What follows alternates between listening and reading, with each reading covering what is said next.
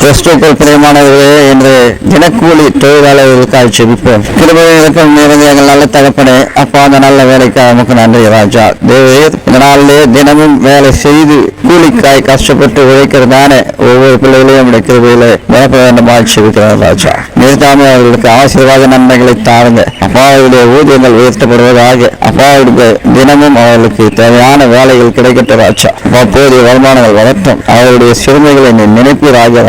சிறுமையிலிருந்து உயர்த்துவீர்.